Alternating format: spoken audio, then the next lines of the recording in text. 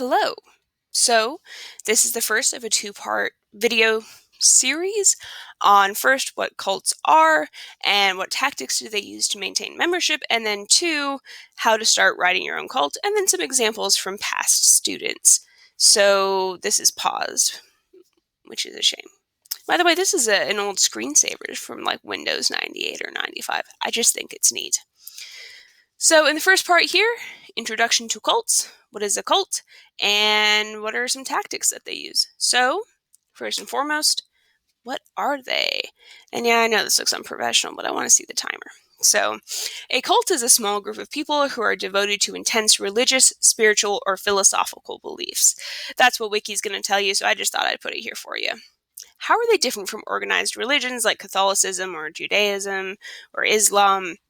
And typically one of the differences is going to be size. So Catholicism, Judaism, Protestantism, Lutheranism, all that stuff, Hinduism they're big. They are big, big boys. And that's really different from a cult because cults want to keep it small so that they can be in control and they can continue to keep their members fanatic and under their manipulation. The other thing is that cults are incredibly predatory. They can extort for money, they can extort for labor, they can extort for other nasty things, but basically cults are much more predatory. And there's a difference between the donation bowl at your local church and the thousands of dollars that Scientology asks you for. For example, so size and predatory. And then with cult members, they are usually fanatical, extremely devoted, and they are manipulated in a number of ways so that fanaticism remains. This isn't just a devotion where once a week you go to a service. This is we are incredibly devoted and will do anything to perpetuate our cult. So what are some of those tactics that cult leaders use?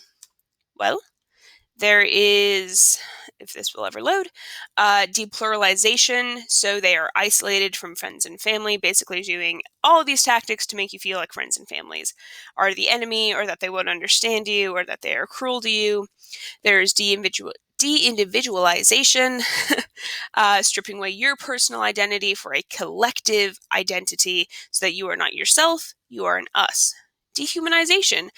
If your cult is against somebody or something, you want to make them as inhuman as possible, animalistic. You want to make them negative so that you have an actual enemy.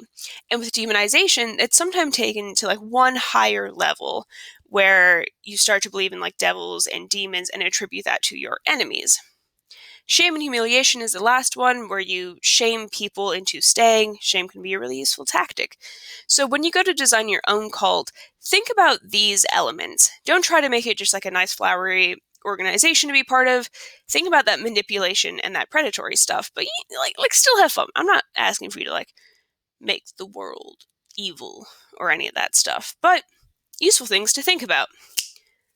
Part 2 is going to be next on how to start designing your own cult. And if you're confused about cults, well, there's so much research on them.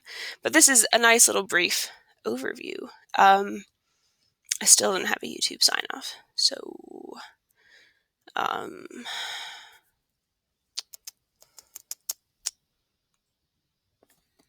will just say sayonara.